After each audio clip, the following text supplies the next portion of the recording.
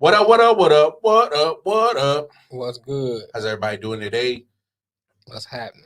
Hope everybody's having a fantastic Thursday. Thank you for tuning in for another episode of I.O.W. Sports, episode 95. We in the building. We are your great hosts. I am the wild card Mar. Over there, Detroit Mail, the man with the great master plan for the I.O.W. network. It is I. It is I. King Nikolai. It's that nigga. It's clean, your highness. Thank you, king shit. Now, let's get the preliminary stuff out the way before we start cutting up some more.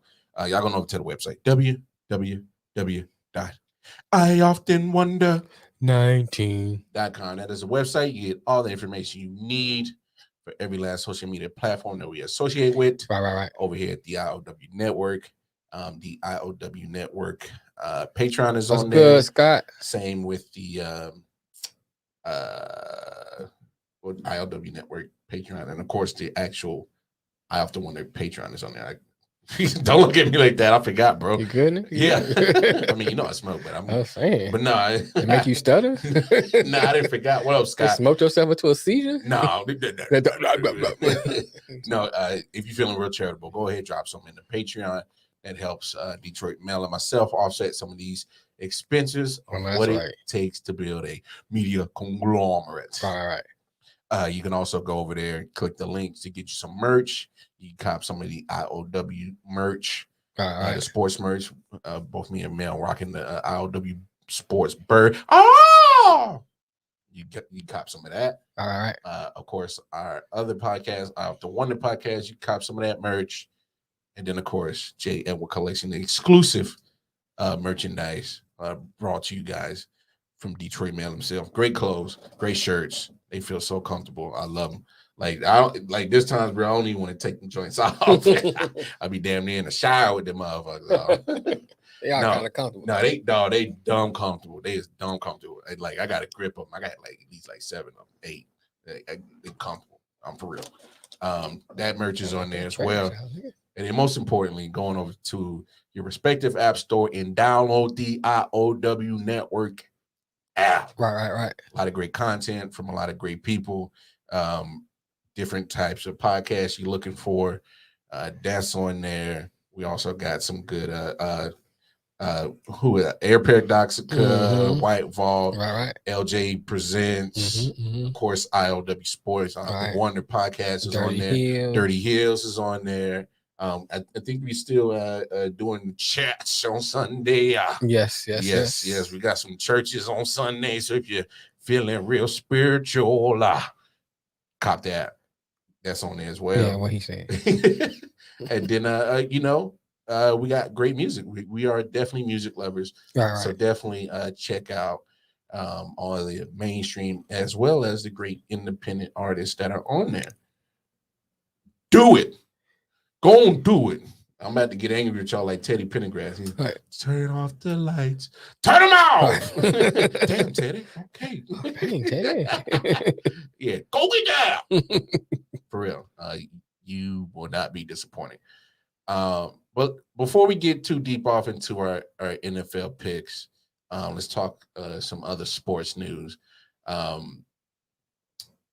It's a lot of things getting made of this Kyrie Irving situation. Mm-hmm.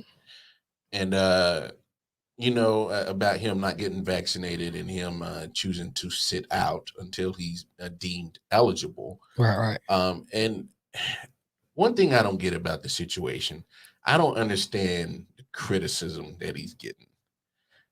So whether you for vaccination or not, that's your own personal belief.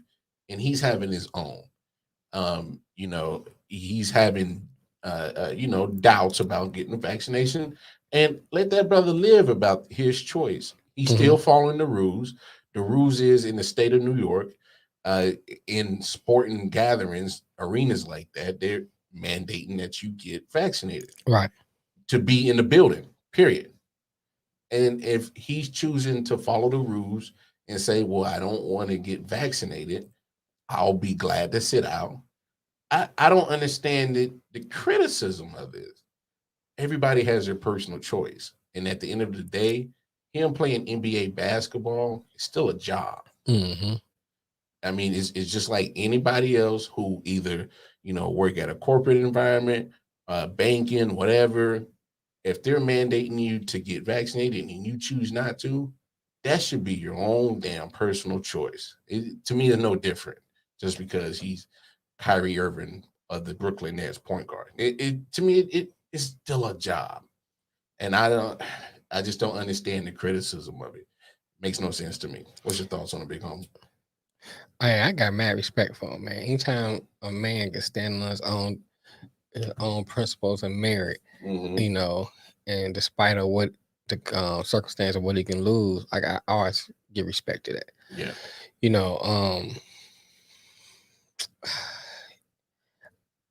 You got the Stephen A. Smiths out there, and Kendrick Perkins out there saying stuff. And I think Stephen A. was being very disrespectful. A lot of people feel that way. I'm like, come on, man. Let Master's plantation burn down. You ain't gotta stand in front of it. No, he ain't gonna mess up his bag. You know what I'm saying? He made that perfectly clear. Yeah, He ain't gonna mess up his bag. I ain't about to mess up my money. Yeah. And Kyrie is letting you know that there's more things more important than money. Mm-hmm. The man, then you gotta respect that. Yeah. Wherever you stand on the vaccination side, I think you should at least respect the fact that he's willing to stand on his own too. And I was listening to some of these other commentators saying, well, I understand what he's saying, this and that, but I think he went too far. Or I'm trying to think what the other guy said this morning. I was riding into work. He said something on the lines like, now Durant and all them mad at him. You don't know that. You just saying that. Yeah. You going off a hypothetical. You're going off a hypothetical stuff. And you ain't heard Durant said, then you shouldn't say Durant said that. Yeah. And even if he is mad, my sources say. Yeah. You ain't got no sources. But anyway, and it's just like they just ran my man down because that's what they're allowing the powers to be to use them to try to put pressure on Kyrie. Mm-hmm. And yeah, sometimes he say some kooky stuff. Yeah. Because I still don't know about the world being flat. And I heard Cass the other day talking about I used to believe that back in the day. I never believed that. It just doesn't make sense to me. Yeah. But I still have respect. We can disagree on philosophical issues. And still have respect. Yeah. You know what I'm saying? So my thing was like, what Stephen A. did is very disrespectful. I like what Stephon Marbury was talking about yeah, I saw Steph. You know what I'm saying? He said, what did he tell him? Not boycott. What's the word he used? Oh, not cancel. What's the word could they use it for us? God, why can't I think of it? Not cancel his voice. Oh, God, what did he say? I was just watching earlier today. He should it's the term they use all the time. Defund. Yeah, defund. They talking about defund his voice. I'm like, I'm gonna have to make that a hashtag too. Defund Stephen A. Smith voice. For real. So my thing is this. And I want to make this a rant about Stephen A. Smith. But it's like, at first, it was kind of like, okay, he's a little novelty thing, okay, yeah, he annoying, but whatever. Now it's just like, he just keep getting more and more towards it like, we need to shut him down. No, they're not going to shut him down. I said, we need to shut him down. Oh. You know what I'm saying? We need to stop listening to him. Because the reason why he's popular is because people tune in. Yeah. You stop tuning in, he won't be popular. You stop tuning in, he can't make his money. Then he'll change his tune. Because obviously he's showing he about the money. Yeah, he's made that perfectly clear. Made that perfectly clear. He made it perfectly clear. So what it's about. Right. So it's about the money. So if it's about the money, let's start, shutting him down. And look, he's a tool that ESPN uses. Oh yeah, all the time. And they're gonna use him to, here's your money, but I need you to say what we need to be said, but I need you to say it this way. This way. You got that, boy?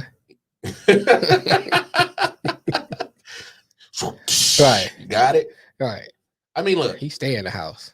You can have your own opinions, and if you're basing it off whatever your reasons for basing off whatever. Yeah, it's not about. Here's my thing, and I want to make this clear. It's Yeah. not about a difference of opinion to me with Stephen A. Smith. You could have a difference. We don't have to agree. My thing with him is he's so boisterous and disrespectful to me. Because you know what it is. Go ahead. I think is what it is like. Come on, bro. You from New York. There's no way you feel that way, right? And not to judge that he should feel a certain type of way just where he's from, but it's like, bro, you've been to New York. You from New York. You went to Winston-Salem State, right? You know, you really think like that? Yeah, I think that's the part that makes it so hard to believe with the shit that comes out of his mouth. You be like, it's almost like to me. You can't count the fact he's from New York, but going to Winston-Salem State and stuff like that, and being around black folks, it's like he kind of got that just so he can add to his credentials when he speak on stuff. But it wasn't something he did because he really felt he should be at HBCU. Okay, like some people make that choice because they say I want support, so I'm gonna go to HBCU.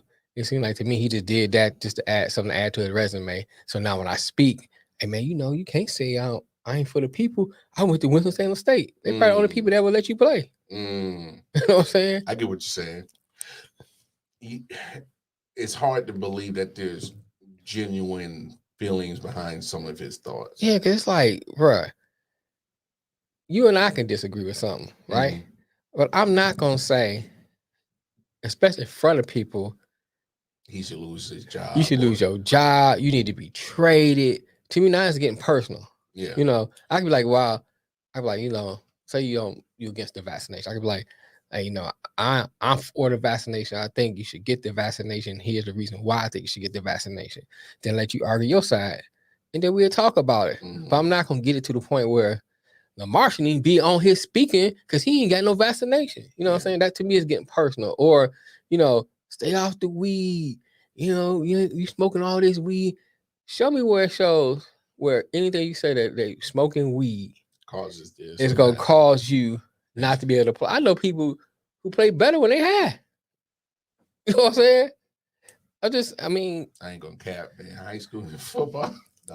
I'm just saying. I would probably smoke like an hour before a game, bro. Be cool. Yeah, you know what I'm saying? So it's like his information is flawed. Stuff he's saying be flawed. Stuff he's saying be disrespectful. I wouldn't say his information. I think the way that he sometimes his information. I think the way he interprets it and delivers it, it may seem. Is that how it was verbatim, or you just put your own? Well, twist like to he it? had said, what Van say? What's up? What up, Van? Niggas, COVID can't stop me from the podcast. Shout out to my brother. He got struck with the 19. Oh, did he? Yeah. You good, man? Yeah, he good. And hey man, get that Pedialyte, bro. He good in quarantine. Get that Pedialyte. Hey, my sister, she be tripping. She got niggas in there like the ward. Put numbers on people. 4576. Stick your plate out the door. I'll go get it later.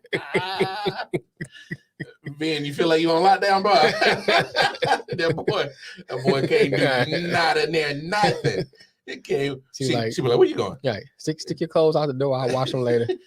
She put on a hazmat suit. Hey, man, did Tim give you a bucket? She have a hazmat suit on.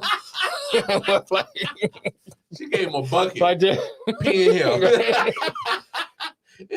Pee in him. Wash with that.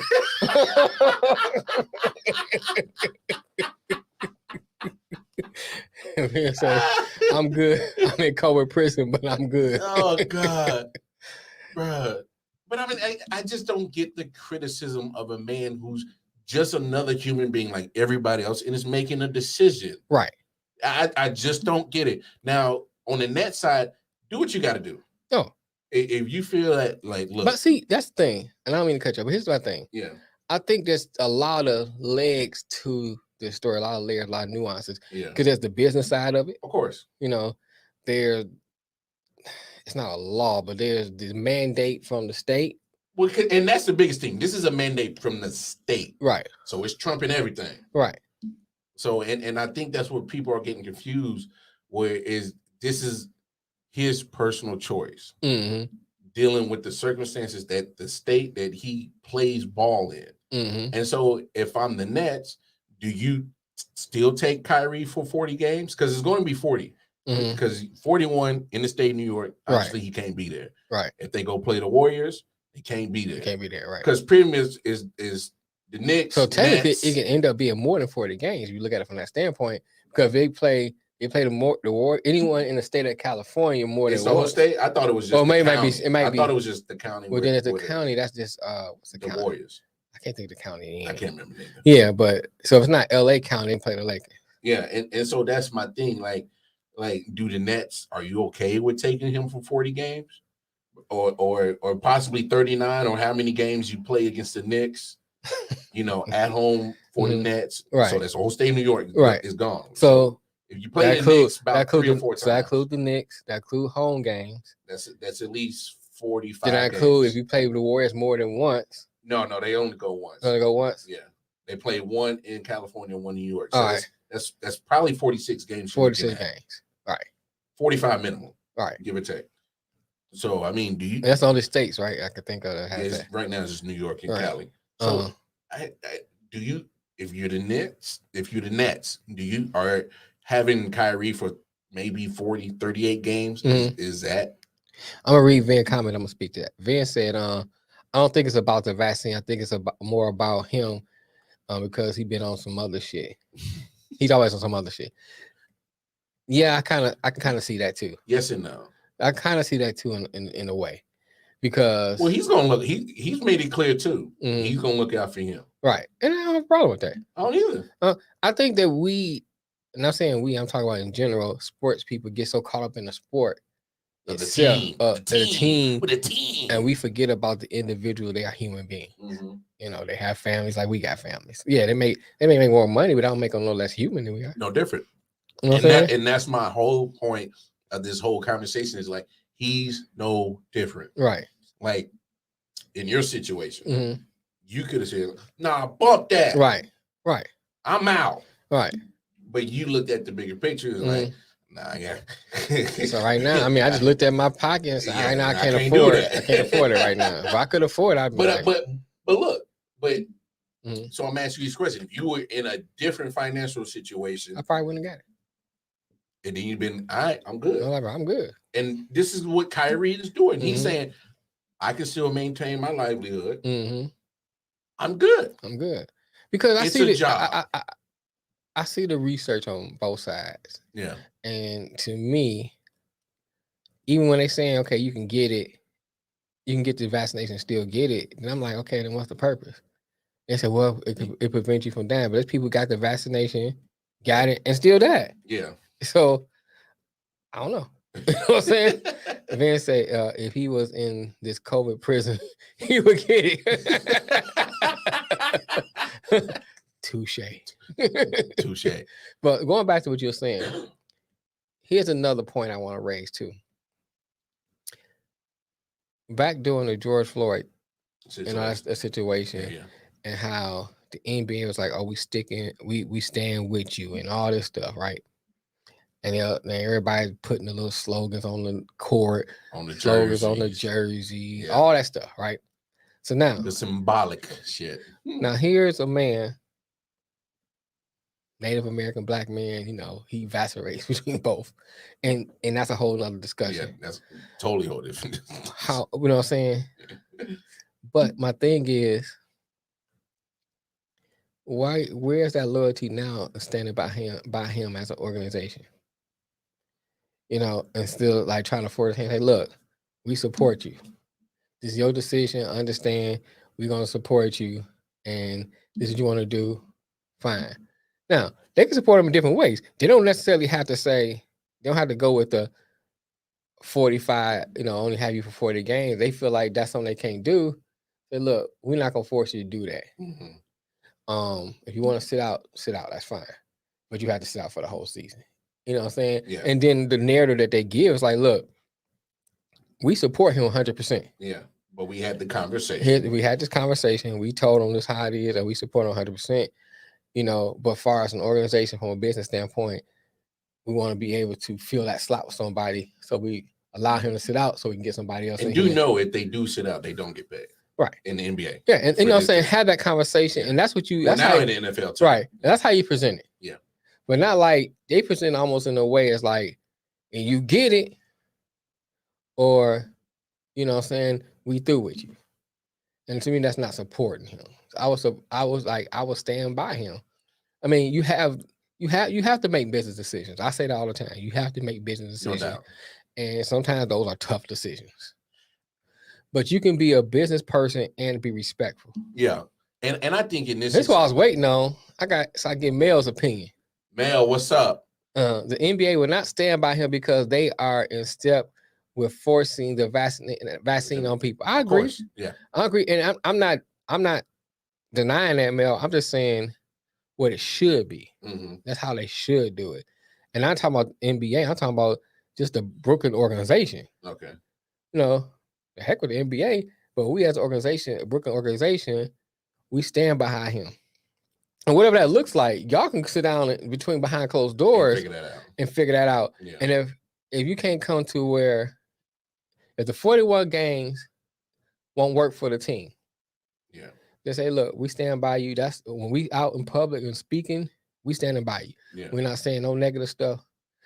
But as an organization, we need somebody that's going to be here for 82 games. So this is what we're going to do. We're going to get Joe Blow in here to play. But we support your decision 100%. I think what they should do is if Kyrie... I agree, Mel. It is crazy and multi-layered. Yeah, because I think I get the feeling that Kyrie's going to stick to his guns regardless. I think so too. And applaud to him because I give much respect for anybody to stand up. Because that takes a lot of respect to get. You got to respect the hell out of that for a man that believes in what he believes in because he says, period, I don't feel right about it. Right. And I don't want to hear all that mess about people talk about I heard Jeff Van Gundy. Everybody's comments. We already said Stephen A. and all Kendrick. We already talked about them, but I heard all these other people, and nobody's giving no kind of positive. No, they're he's selfish. He's selfish. He's it's all about him. Why wouldn't you be about you? You talking about what you don't feel safe? Yeah. I don't have no problem with that. If you don't look out for you, who gonna look out for you? Who will? I gotta look out for me first. Always. You know what I'm saying? I can look out for me and still have love for you and respect for you. Yeah, no doubt. You can always do that. I gotta look out for me first. And I think that's the biggest part of what I'm not understanding is how these media jerk offs is really not understanding that you can do both at the same time. Look, man, you can be for the team, but still make sure that you are about you. I used to tell my church folks this all the time. They always talk about how they are always pro-choice. Mm-hmm. I say, y'all pro-choice until it come knock on your door. Mm. If your 7-year-old, 9-year-old get raped, you looking for abortion. Mm. You know what I'm saying? You turn the other cheek until somebody hit you in your face. Mm. So my thing is like, it's easy said and done until it comes knocking at your door. To you in that situation. So I always like to say to people, that's something I hope I wouldn't do. Mm. But you never know what you're going to do until the pressure's on. And usually my answer when people throw that scenario is like, I'm not sure what I would do because I've never been in that situation, especially if it's a situation I've never been in. Right. I'm not 100% sure what I would do. I have certain thoughts and feelings on where I might initially think I might do. Yeah. But until I actually get put into that situation, I got to sit down and I got to actually, make logical thoughts, and have a logical reason. Mm-hmm. Then I'll make that decision. Right. Until I'm in that situation. But just period. I just don't understand all this negative hate and criticism thrown to a man. I applaud a man that stands on his 10 toes down. Man, you got to, man. Mel said it takes courage to give up your lifelong dreams, championship aspirations, money, and livelihood up for a mandate. I think people should think about how important this is to Kyrie. The mandate is unconstitutional. Big time. Right. That's well said. Hey, that sums it up right there. Mm-hmm. I mean, you can't come up with a better answer for that in that situation. Mm-hmm. It's like You know, is not. Oh, go That's ahead. a good one. He said, "Courage looks like insanity to a coward." Ali, Chappelle, Cap, Muhammad Abdul. Yeah, the homeboy that used to play for the Nuggets. Right. Oh yeah. Okay. I'm like, who is that? All right. Yeah, they blackballed all gave him. up their entire career for a cause. Kyrie is no different. I agree. Yeah, I agree. No different. I agree. And you know what's crazy? If they just go ahead and let him sit, you know, obviously he's not going to get paid. A year from now, hopefully we're not in the same situation. Mm-hmm. Hopefully, because I'm not tired of the damn COVID. I think everybody kind of tired of it. So, you know, maybe the mandate doesn't even exist next year. So, here's another thing. All I'm saying is just chalk it up. Here's another thing people got to consider. Yeah. If this sticks around, you're gonna have to figure out a new normal anyway. Because we can't continue keeping people under house arrest. You know what I'm saying? You can't keep, you know, you just can't. There's no way that the economy gonna survive. Not only that, you're asking for a lot of people to maintain their mental sanity. That's a lot. That's a lot. That's a lot. I mean, I should say this. That's a lot, dog. Now, I know Kansas City is a cold climate too, right? Yeah. All right. So I remember when we was teenagers, and in Detroit, in wintertime, it'd be relatively slow moving. Quiet. Yeah. Summertime come, it booming. It's everything. Booming. Everything. Fights, shootings, everything. You know what I'm saying? Because the heat go up, the clothes come off, and the people is out. Because you've been cooped up in the house for so long. Yeah. You know? So it's kind of the same thing. You know, if you keep these people cooped up for so long, after a while, people gonna go crazy. They're gonna go crazy. It's gonna be lawlessness. It's gonna be honestly is really, in my opinion, it is going to bring out a lot of negative in a lot of people. Mm-hmm. You're gonna see a lot of sides to people that you thought wasn't there. Man, that's why I think like some of the stuff. Everybody doing this red flag challenge. Stay cooped up in this house for another year. I think that's why some of the stuff been jumping out the way, people just tired, man. Yeah. So they're gonna have to come up with a new normal. Period. I know people have their own conspiracy about COVID and all that stuff. In the vaccination. And I don't discount none of that. I just need people to stop with the judgmental comments and behavior and just be more understanding about the situation. All right, cool. That's your belief. Do you? It's not harming nobody. He's not committing a crime, and they treating this man like he doing something right. off the wall. Mm-hmm. Right. They acting like he over here grooting. Right. Speaking of that. Speaking of grooting, nice segue. What Mel say? He said, a vaccinated man that just tested positive walks into a room. Is this a joke? Walks into a room with an unvaccinated man that just tested negative. Who is in danger to who? And I say that again. All right. A vaccinated man that just tested positive walks into a room with an unvaccinated man that just tested negative. Who is a danger to who? Yeah, somebody speak on that. Right. Got a good speak point. on that, you vaccinated motherfuckers. Right. No, I'm kidding. I ain't trying to start no shit. No, what you saying about Mr. Group? Oh yeah, so it's crazy. We were talking about it, and Nick was on with us on Monday, and we was like, "Well, what's the best answer?" And a few hours later, during Monday Night Football, we got our answer. Right. Literally, breaking news while I was watching the game. A good game, matter of fact, between the Ravens and the Colts. Great game. Yeah. Just John Gruden resigns. So it ended up turning out that it wasn't just that one email he sent with certain words about stuff. Now it's multiple emails, and I ain't talking about like multiple, like a handful. It's like he was checking all the boxes. Misogynistic, yes. Racist, yes. You know what I'm saying? Homophobic, yes. Anything else you want? Right. You want on it? He'll check and mark it out too. And all the above.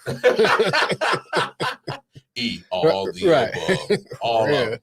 And but you know the point. Well, go ahead. I'll let you go. Well, so the first email was what, 2010 or something like that, when he was still working at ESPN. And the more recent one was 2018, right before he got the job for the Raiders. So that shows no change. It shows no change for one.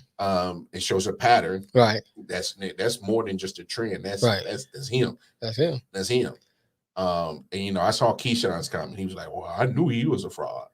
He been a fraud. He be the one to smile in your face and backstabbers and talk shit about you right around the corner as soon as you leave. And I'm pretty sure that's not the first time I heard that from Keyshawn. Not necessarily disparaging comments about Gruden, but just if people ask him a question, how'd you feel about Gruden?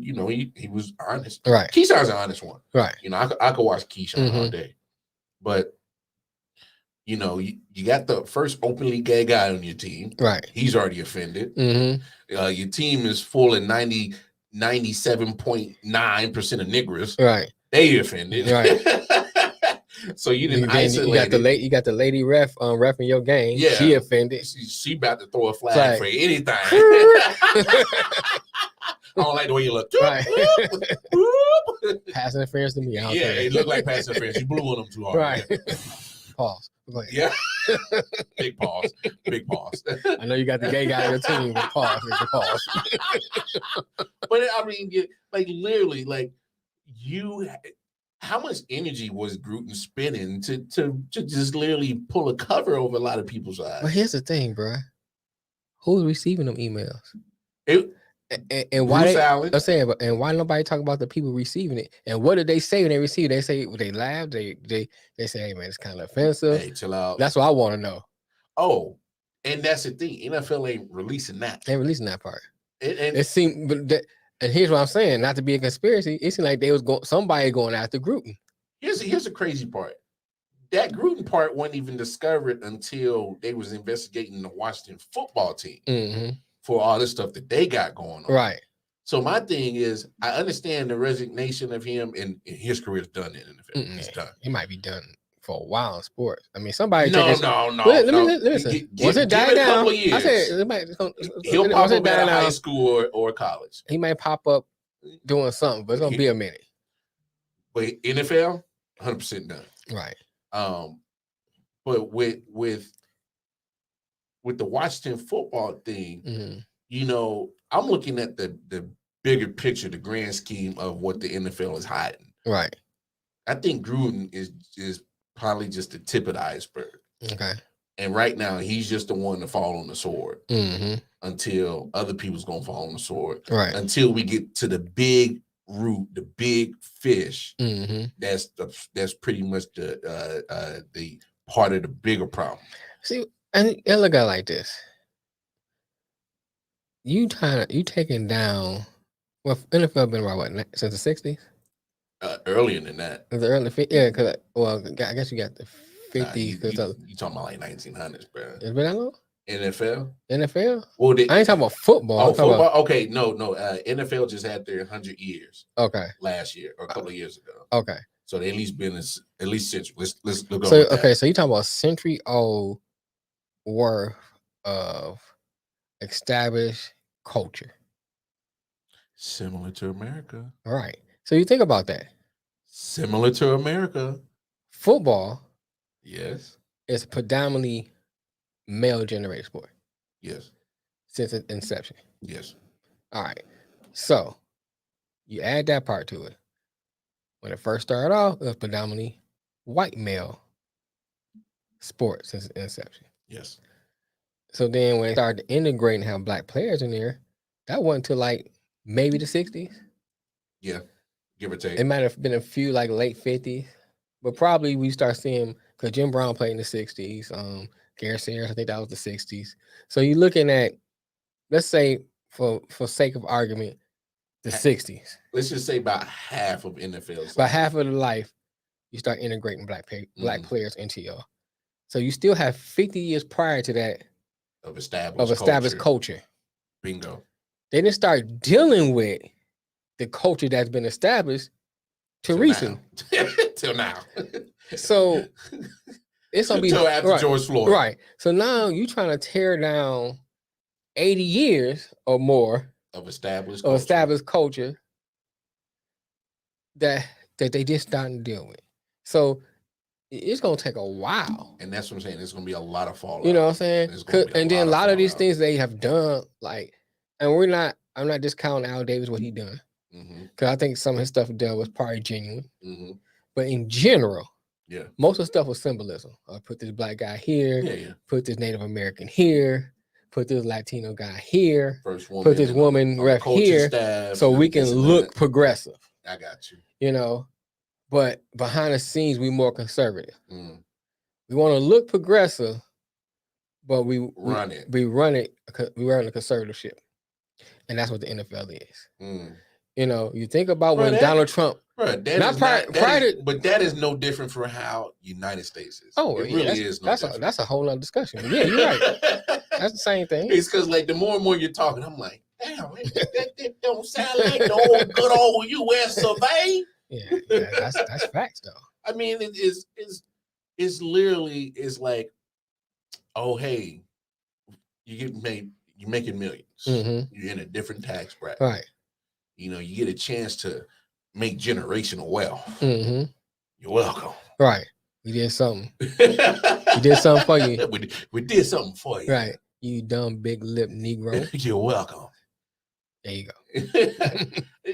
and you know, call me a hypocrite if you want, because you know I love football, and maybe it's, you know, maybe I might need to start readjusting some thinking. Maybe so, maybe not. But is boycott football the answer? I'm not saying boycott. All I'm saying is the more and more that I generate my hard-earned dollars and I put into that business, you know, the more I view, because that equals dollars. You know, maybe at some point, you know, maybe I need to start thinking more morally and be like, well, damn, that's a different conundrum, maybe probably for a different. Yeah, but I guess to speak to that without getting down a rabbit hole, I guess my thing is this. We always talk about, you know, business-wise, starting our own business. But, and I'm not discounting, but I guess my thing is, but it's got to start somewhere. And how do you tear down? How does David attack Goliath? You know what I'm saying? You know what I'm saying? And that's how you got to look at how does David attack Goliath? Because I think you start what's going on in the HBCU now is a good place to start before you get to that level. Start bringing in more Black talent as far as leadership. And when I say Black, because I've always been Black, more big name Black talent. The Eddie Georges, the Deion Sanders, you know, maybe get Hugh Jackson down in there. You know, there's different people down there that can track the talent for the PW what do you call the dang on white colleges? Predominantly white. Yeah, but we could call it the letter names PWC, I guess, whatever. PW, that's what it is. Yeah, you know, from the main college, just say that. Yeah, you know, from your Florida States and all that, the Alabamas, and try to get them before they go to those colleges and bring them into there. That's one way. If you can get that rolling, when you get eyes down on that, then people see, oh, that's a good product. Well, and then I like that. You can look into starting your own, because like, here's the thing. If you look at your Grambling, your Alabama State, your FAMUs, all them Tennessee State, all those Black colleges, the one thing was always said when they go to the games, what they talk about? Well, we want to go see the band. They don't really talk about the game itself. They most talk about the bands. Yeah. So it's always been like a second rate. Not saying it is, but always been seen like the secondary part of entertainment. I'm just saying about the they sports program. It's a second rate program compared to Alabama. Oh yeah. Y'all had that and carried that right now. If you change that perception and start getting more eyes on that, then they can say, "Oh shoot, They can't say that no more. They can't say that no more." Then why they can't say that no more? If you start your own professional league, it's just talented. Now it's like, then after that, you start your own professional league. Then it can be like, they got something here. I'll watch that. Yeah. But if you look as it looks now, and I'm just talking about perception. I'm not talking about numbers and statistics and stuff like that. Just talking about from the eye testing and how people perceive it. Let me say that, how people perceive it. Right now, it's perceived as second rate. Mm-hmm. So if you try to just start your own thing, it's gonna be like, it's just like HBCU is second rate. I may watch if I have time. And honestly, it can work, because I mean, if people really knew the history of college football, HBCUs had the talent. Right. They had it. And it wasn't until some of these stubborn old hags finally was like, I guess I could turn down my bigotry for a little bit. And money would change, and that's what it was. And that's what it was. They say, "Oh shoot, these guys are talented. Yeah, you know, we need to bring them up in here." Well, what's the problem? He's a Negro. Right. Okay. And it wasn't until, like you said, to the money got better, got bigger pockets, right? And that's when you start seeing the influx of talent leave away. And I think right now that you bring Deion, Eddie George, and so on and so for these coaches, they have to get the top recruits to actually make the difference. I think they can still make good product, but I'm talking about as in the balance of where the talent goes. Right. And I think, like I said, I think it's about perception. Yeah. And you have to change that perception. I think bringing in big name coaches will help change that perception, because they know recruiting. Recruiting is a big part of. Well, here's the thing: it doesn't even necessarily have to be like a Deion or Eddie George. If you get a coach that actually, runs a great program and has all the knowledge and surrounds himself with people that have the knowledge. But here's the thing: what's the guy? I can't think of his name. He used to run Grambling all the time. Doug Williams. Oh no, you're talking about Eddie Robinson. Yeah, Eddie Robinson. Yeah, Eddie Robinson. He got the most wins. But hold on, but Eddie Robinson was a great coach. Had Grambling winning, right? Yeah. But always, he was good for HBCU. It's not like he's a great coach. Yeah. He was good for HBCU, because at least that's what they said. That's what they said. But they never gave him the chance. I'm not saying he wasn't a good coach. I'm saying that's what it was said. Yeah. Now, they won't say that about Deion, unless he just stinks up the joint. But they won't say that about Deion, because Deion has been a proven player. Deion's a big name, so people automatically flock and give him the benefit of the doubt, versus a coach like Eddie Robinson, who on the Chitlin circuit of football, rolls through the ranks. That's what you call the when the singers singing and stuff, they call it Chitlin circuit. But rolls through the ranks of football, and people know him in that particular arena. Yeah. As a great coach, but because he's not a big name, they won't give him that benefit of the doubt. So that's why I say you might have to bring in those big names, because you get John Smith, black coach, get him at a HBCU. Now, people who in that circle knows he's a great coach, and he may have a winning program. He just has to prove it. But everybody gonna say, well, he's just good for HBCU. Yeah. You know what I'm saying? What being say, why Eddie George don't get props? Well, honestly, it's his first year, right? And he's going to deal with the same thing that Deion is dealing with. One, you got to win, because the pressure comes with your name of who you are, and two, and in my opinion, I think that definition of winning is not just primarily dealing with the football aspect. Right. Like try to get 10 to 100 of graduation rate. You know what I'm saying? Get it? Try to get these guys educated and they got degrees to walk away from it, and not just knowing how to play football. Right. I think that to me is in my opinion probably the biggest victory that either Eddie or Deion can ever get. So take care of that. Right. And then you got to get some talent. Got to get some talent. Got to win some ball games. But to me, how I just worded it, I got to put that behind them being student athletes. Right. let them be students, Mhm. and then let's make sure that once we got them right at being good and great students, let's work on being the athlete part. Well, here's the thing. I think about this. Well, I just thought about this too. We are programmed. What I mean by that, I'm from the state of Michigan. U of L is my college football team, right? But why not? Why shouldn't I just move that loyalty, quote unquote, loyalty to an HBCU team? You know what I'm saying? Oh, I mean, I've been following Jackson State since Deion. I'm just saying, I had to. I'm just saying in general. I got you. Because my Bleacher Report, I look at all Michigan stuff, right? Mm-hmm. Oh, they got this recruit, that got that recruit. But that's a recruit that could have went down to an HBCU. Yeah, fair. Yeah. You know what I'm saying? And that's why I should be more excited about that than that recruit going to Michigan. I hear you. And because that's what they're gonna need to build a winning program. Recruits, good recruit. I mean, big time recruit, 5-star recruits. You know, not the people that couldn't get into other schools or they didn't take chances on. Or you here because nobody else gave you a scholarship. You know what I'm saying? I got you. That kind of thing. We a last choice resort. Right. Nope, go blue. We didn't say nope, go blue.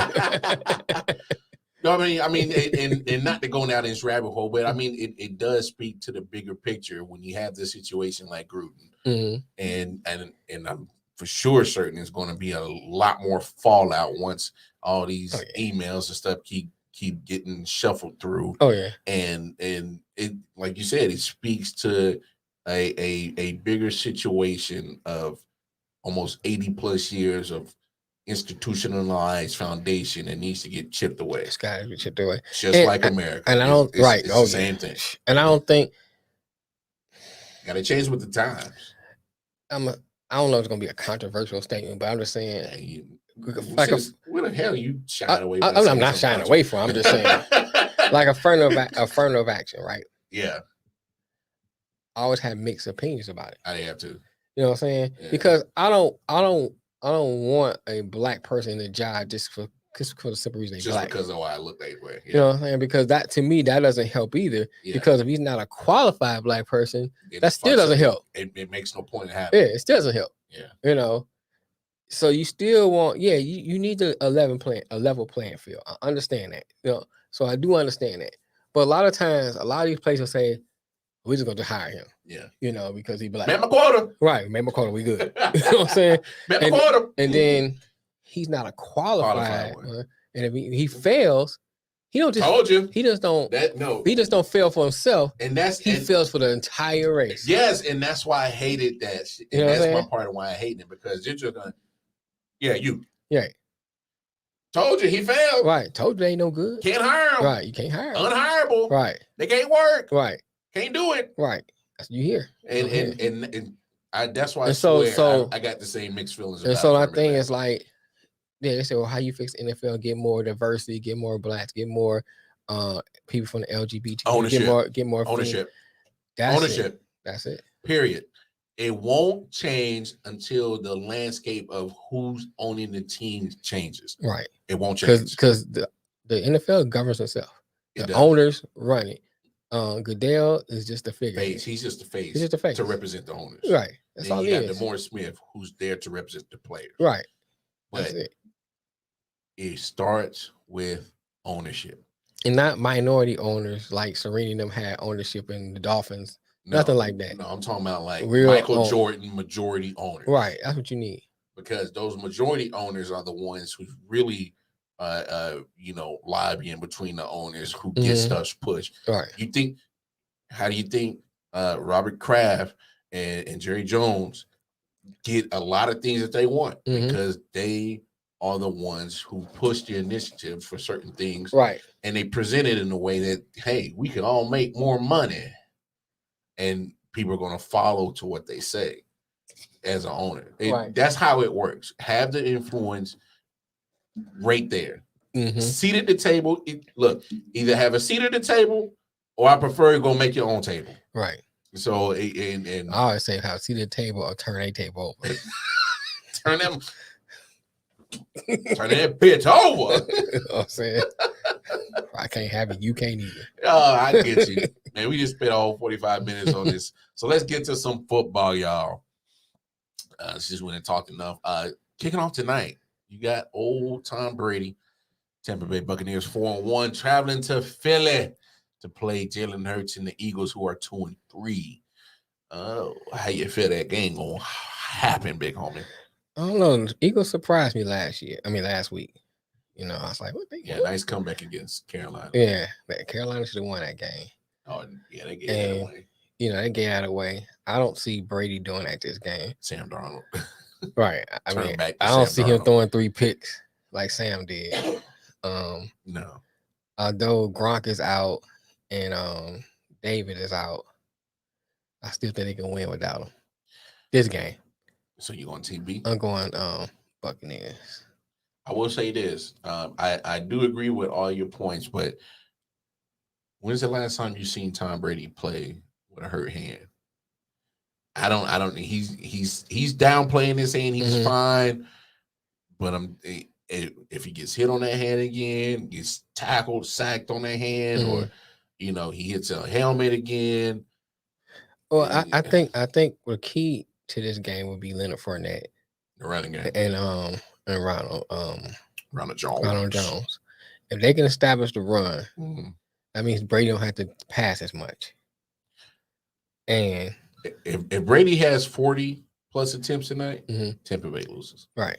So if they can establish the run early. Brady don't have to run as much. I mean, pass as much. That would kind of save his hand, you know, and then they can win. It may be a closer game because running is gonna kind of burn that clock down. Not gonna be able to throw those quick passes. I mean, quick scores, stuff like that. And all he has to do is just complete a couple passes. Not do too much. And I think that's going to be his key.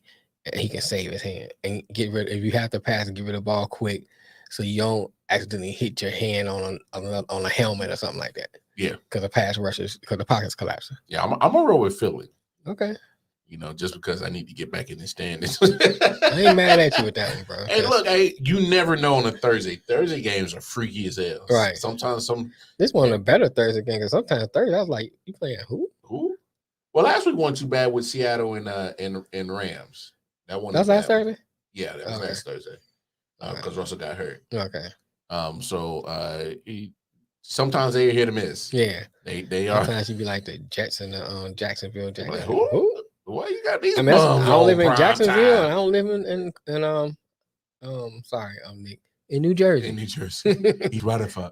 That's a Giants. That's a Giants. Nah, it's both of them. They both play there, don't they? They both in. That's why they don't play in Shea Stadium no more. No, they both play East Rutherford. Yeah, they both play East Rutherford. Well, the old stadium was East Rutherford. Well, understand, but the Jets had Shea for a while. Yes, so that's true New York. Yeah, yeah, that's Queens. Now I get what you're saying. Yeah. Right. Next up, 9:30 early in the morning. You got Miami Dolphins 1-4 taking on the 0-5 Jacksonville Jaguars. Who you taking, big homie? I'm going Jacksonville. Man, you took my pick. Damn it. I'm going Jacksonville. Yeah, I think. No, both of us went Jacksonville last week and they let us down. Right. I think that they're gonna get their second win, even though I like to see Urban Meyer suffer. But I just think that Miami is falling apart. They are unraveling in front of our eyes because that defense can't hold the team together. And Jacoby Brissett, I just don't have faith in him, man. My goodness, like that defense is good, but it's not like 85 Bears, 2000 Ravens. Right. Like the offense is struggling so bad that the defense of the Dolphins actually needs to score. Right. Like they need to get turnovers and score. Right. To get wins, because that offense is just dead in the water. And look, on Jacksonville's side, Trevor Lawrence, starting to show that he's starting to click a little bit more. Had a great game against Burrow against the Bengals. Right. Didn't play too terrible last week against the Titans.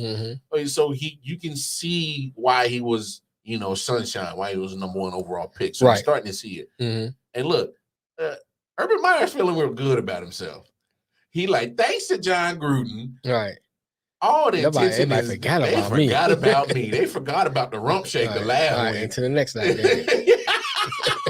They forgot about the rump shaker. Right. They ain't even think about me no more. So he's like, oh, I'm feeling real Wait, good. are they playing in London? They playing in London. He's staying back for a lap dance. And here's the crazy thing. Especially they lose. Jaguars got the most wins in London out of any teams that have been over there because they over there a lot. Right. But they got the most wins. And so Urban Meyer, he gonna be up in London, like look, get it in. He gonna really be trying to get some crumpets. Right. You know what I'm saying? Some fish and chips. He gonna really try to get some fish and chips. Bring some new meat at tea time. He really gonna be over there trying to get them crumpets. Right. Hey, dog. I'm telling you. So look, if this is the time to finally shake shit up, get a win, get on the board with a dub. This is it. Y'all win more over there than any other team. This is it. Keep the streak going. Keep the streak going. I'm betting on y'all. Yeah. Well, I ain't gonna bet on it. I ain't trying to lose no money. I ain't gonna risk that.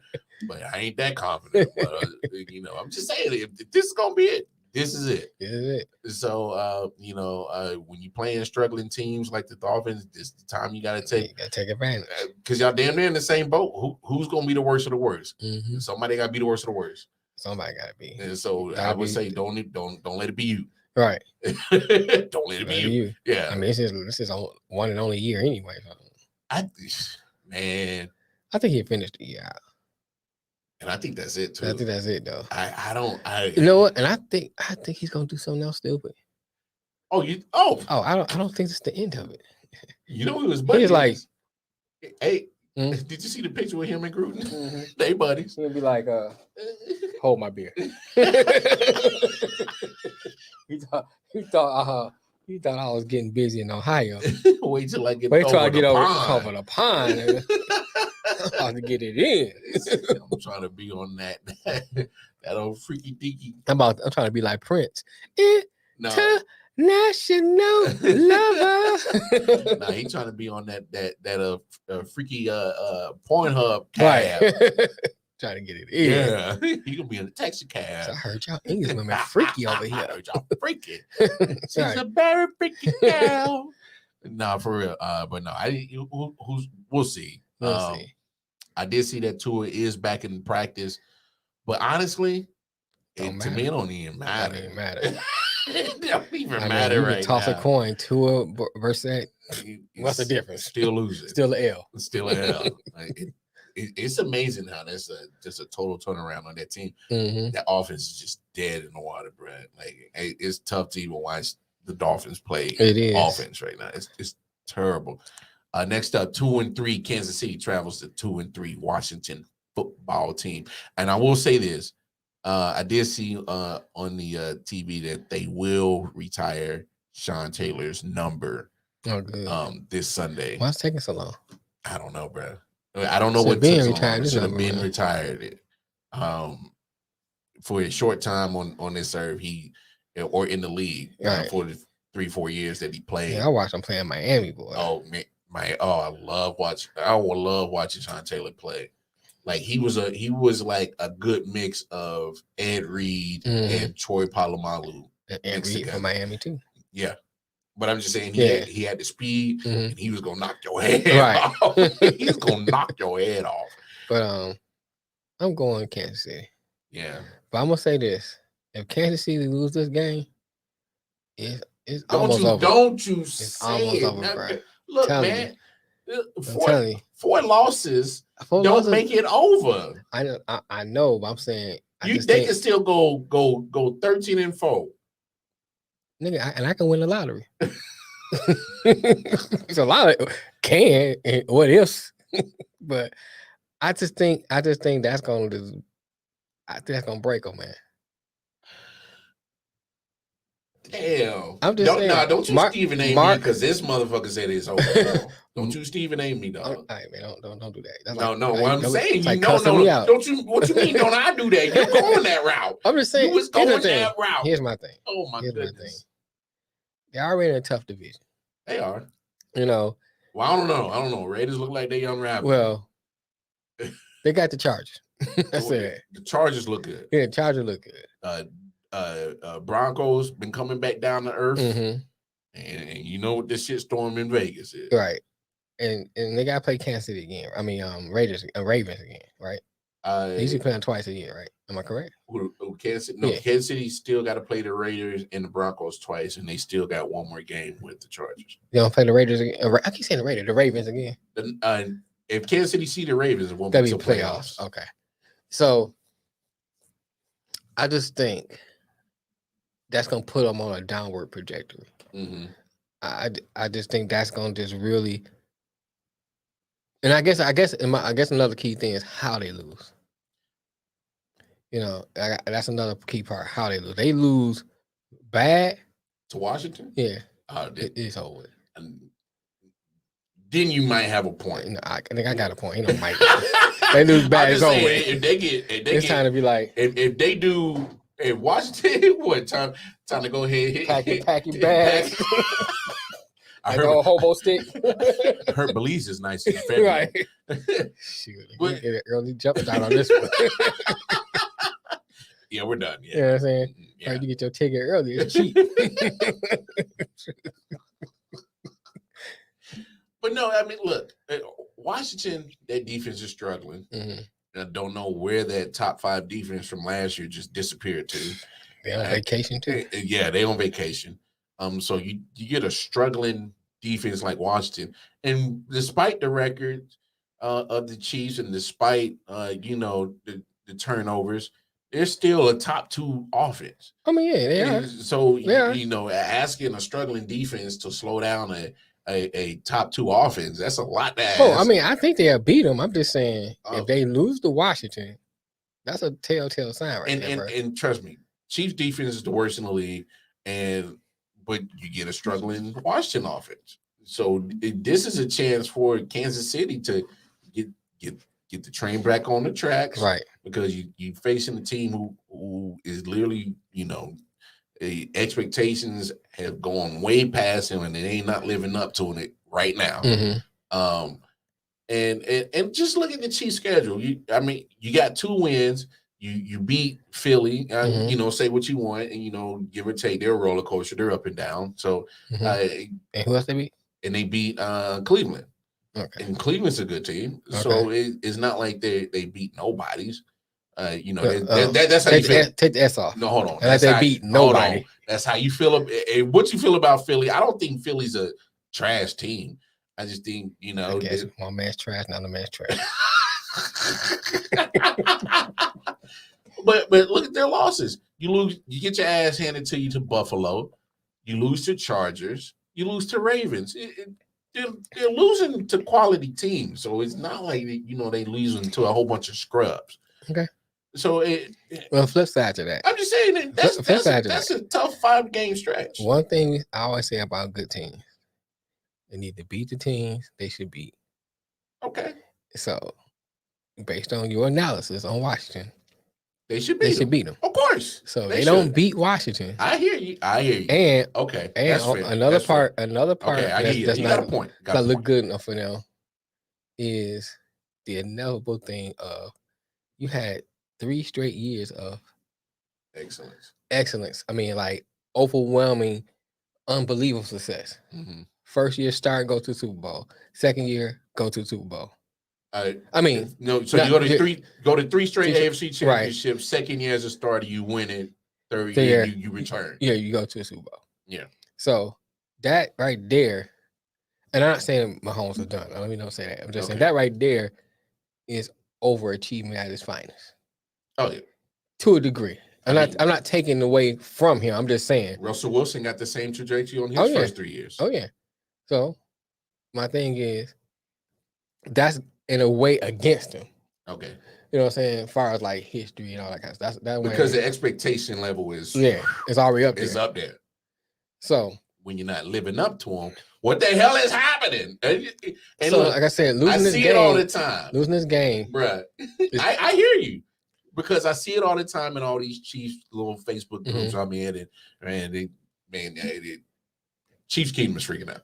Mm-hmm. Me, not so much, only because I realize that it's only been 5 games. Oh yeah, you still got 12 more to go. That's true. Now, if this is November and this behavior has still repeated itself, I'll concede and be like, yo, It's time to let it go. Did think you better let it go.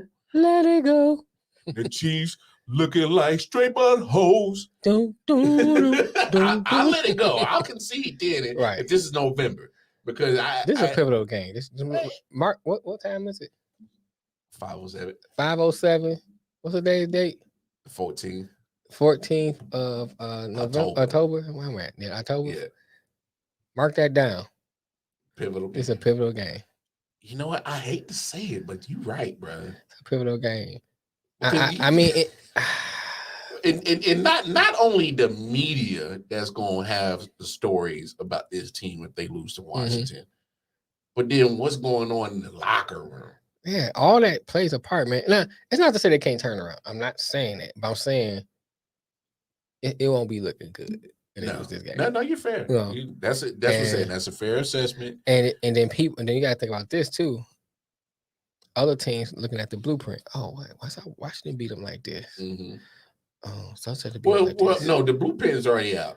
When they lost to both the Ravens and the Chargers. Right. Well, matter of fact, the blueprint was Super Bowl. 2 high safeties. Right. They damn near about 20, 25 yards from the line of scrimmage. They back. Right.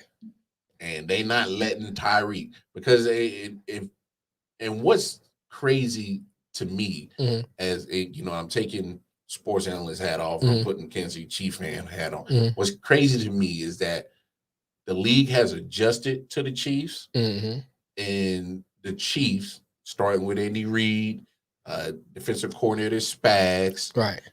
They haven't adjusted to the league, right?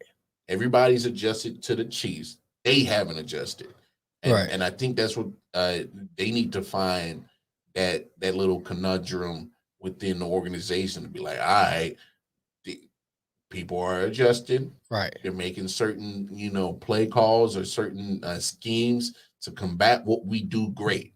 So let's find other ways to be great. Right. And that's what's, as a fan, is what's blowing my mind about how Andy Reid is such the, quote unquote, the offensive guy, the offensive guru, and you're failing to make adjustments. And man, he distracted. Brett, did we talk about this Monday? I think he's distracted off that still situation with his son. Could be. And I don't know if that is. I'm not trying to speculate. I'm just, just throwing ideas at the wall and seeing what stick. But I just have an inclination because that play calling that he was doing in the Super Bowl, I'm like, what the hell is this? You choose to call this game the most important game of the year, and you calling it like this. I know your son's situation happened like a few days before the Super Bowl. He might have been distracted then. The situation with his son still ain't solved. Right. I think it might have a part to play in his mental part of being a coach. It might not. I might be wrong, but then again, I might be right. So who knows? Who knows? To me, I do think internally within the organization, something's not clicking, and they have to figure it out. And I think we did kind of talk about, like, to me, be enemy should probably be the coach of this team next year, just to get a fresh idea, fresh, fresh atmosphere. And he's been there since 2013. And he raised the baby. Yeah. Now it's time to let him be a man. Now it's time to let him be a man. And it's okay for Andy to back out. You've done what coaches do. Make your mark in the NFL. You've done that. You won a Super Bowl. Right. You're the first coach to win 100 games, regular season and postseason combined in 2 organizations. I personally would be okay if he resigned at the end of the year, or they come to a mutual agreement and Bieniemy steps right in. I will be okay with that as a Chiefs fan. Okay. I don't think it'll happen, but I will be okay if it does. I will be too. Yeah. Anyway, let's move on. LA Rams, who are 4-1, traveling to the Big Apple, East Rutherford, New Jersey, taking on 1-4 New York Giants. I don't think we need to really discuss this. Is Daniel Jones still? He got a protocol. The way he was, you had to get carted off the field from a concussion. Yeah, that ain't no regular concussion, bro. That's a concussion. Right. That's a real concussion. that's a real shit. That's a real AF concussion. This is how you This is how you get concussed. Watch Daniel here. Did you see him try to walk? Like, man. that didn't look good. That was kind of scary, bro. And like he had too much to drink. He had one too many drinks. For real. Like he would, like almost fell again. Watch me wobble. Watch me wobble. Watch me wobble. Saquon's hurt again. Yeah. I mean, I love the kid, but man, he can't stay healthy. Shit, he on the sideline more than he on the field. What they call Anthony Davis street clothes, right? Street clothes Barkley. Street clothes Barkley. I'm just saying, the proof's in the pudding. I agree. So New York, but they were getting hit with injuries like crazy against the Cowboys last week, and I gotta go Rams. I gotta go Rams. They're the healthier team, right? Not only a healthier team, of course, we know they're more talented, but damn it, they're not getting killed by the injury. I will interested to see how Matthew Stafford's hand looked. I ain't worried about Stafford. I ain't seen Stafford play with so many injuries. Yeah, you used to that. I'm not worried about Stafford. Like this man has a limb hanging. Right. He's still playing. He played with a broke back for a whole season. And the only reason why they took him out because the Lions was out of playoff contention. They was like, go ahead and take him out. Yeah, man. Go sit down, bro. Right. So let's move on from that. Next up, you got the Battle of the Doo-Doo. You got 1-4 Houston and 1-4 Indianapolis. We go Indy. Yeah, I don't think there's no debate on that. And I know it's a quick answer, but Houston hasn't been playing well, and you lose one of their key pieces, Larry Tunsil, the left tackle. I thought you were talking about Deshaun. Oh no, he been gone. He got too many herky jerks. Right. But you lose Larry Tunsil, your Pro Bowl left tackle, and that's good luck, Davis Mills. That's all I'm saying. Because Indy's defense ain't trash. I wish I could have seen them play a full game last week. They could have won it. I don't understand. I haven't seen Houston play this year. Is he in street clothes? Or he have a uniform on, Deshaun? No, they're not activating him. So he ain't even on the sideline. I don't even think he's in this building, bro. Oh, he watching it from the massage parlor. Texas scored. Right. I did too.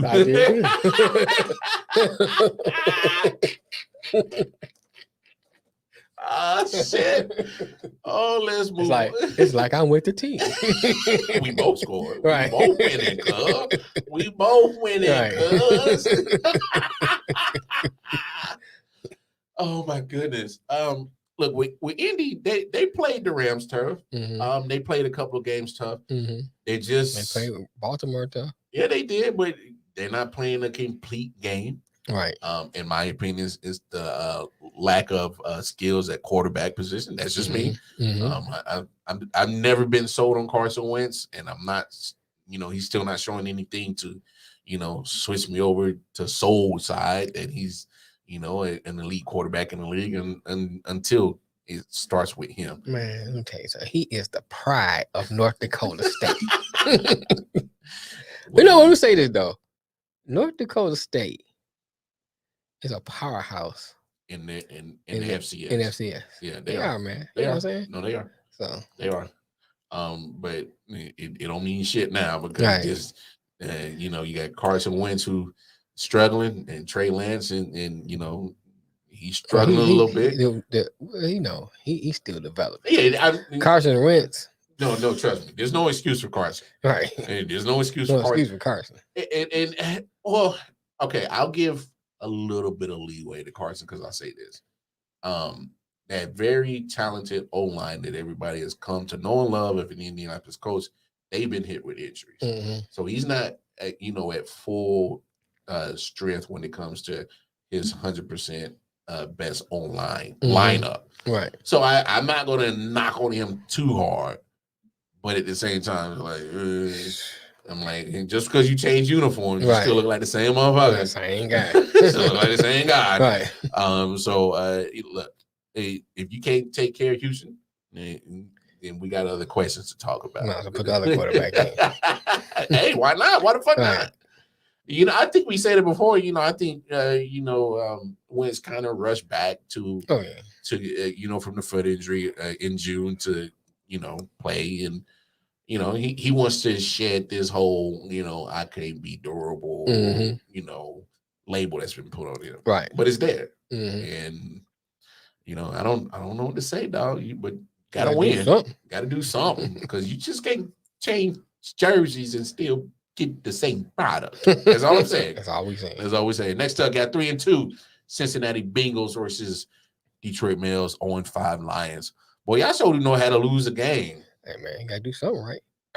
It ain't gonna happen here, though. You know what I'm saying? You gotta do something right. If you can't show them how to win, show them how to lose. I'm gonna go Cincy. Don't know Cincinnati. Yeah, I think Cincinnati is a better team. This probably the one they win. The Lions win too. They are the better. Cincinnati is the better team. I don't know if it makes a difference on Joe Burrow's. But if it come down to field goal, I'm going to Lions. You know what? Just because Dan Campbell cried like a little bitch at his press conference after the loss, I'm gonna go Detroit because they gonna be like, here's my thing. He brings the juice. Yeah, he do. He brings the juice. It's just Jared Goff, man. Man, that's a bad bet with that chair call, man. He want to play in the fourth quarter. I say, why don't you play the first 3 quarters? You know what I'm saying? Try that for a change. Then you can add that to your play. Add that to the fourth quarter. You know what I'm saying? Let's not wait till the fourth to start being. It's like I gotta give myself I want to give y'all a head start, and I'm gonna catch up. I'm gonna try to catch up. Yep. That's what we're gonna do. I mean, field goals is killing y'all, man. Field goal kickers. I'm pretty sure all Detroit Lions players hate field goal kickers. Man, bring back Eddie Murray.